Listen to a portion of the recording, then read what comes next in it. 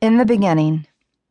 In the beginning, you were made well, designed with divine imagination, shaped by sacred hands, and crafted by the curator of creation. You and I were called good. We were already enough. It was the original plan. Fearfully and wonderfully made in the very image of God, we mirrored our Creator. Sally Lloyd-Jones says it beautifully in the Jesus Storybook Bible. When God saw them, he was like a new dad. You look like me, he said. You're the most beautiful thing I've ever made. God loved them with all his heart, and they were lovely because he loved them. Our heritage was God hovering over the nothingness, creating everything. Our destiny was divine companionship. We were created perfect and blameless.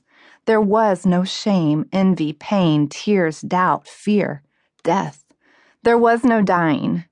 Eden was the only utopia this world has ever known. In it, a holy synergy existed between nature, weather, animals, land, humans, and the curator himself. God took long walks in the cool of the evening with his beloved children.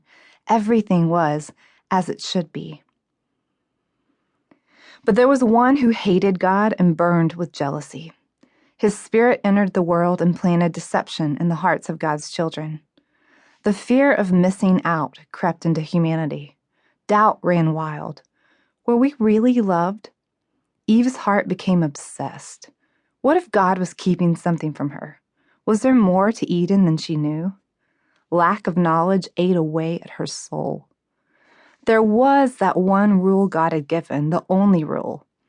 Don't eat from the tree of the knowledge of good and evil. Doing so would open her eyes to that which she was never meant to see. She had everything she needed, but it was too late. Eve was tormented, and she could not resist the voice that told her she was entitled to have what the tree offered.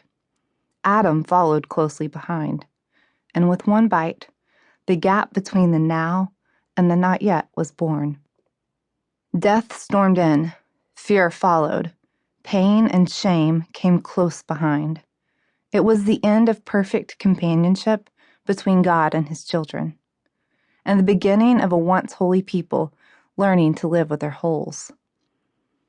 Separation from our original identity, our true home, and the God who walked among his children entered the picture. The story changed. We were no longer in perfect union with our Creator or his creation, so God set his eyes to an unrelenting rescue mission. A rescue that will one day culminate in all things being made well forever. A place where children will once again enjoy long walks in the cool of the evening in God's presence. But until then, we live in the heartbreaking tension of the now and the not yet. We long for wholeness. We look for the way back to our true home.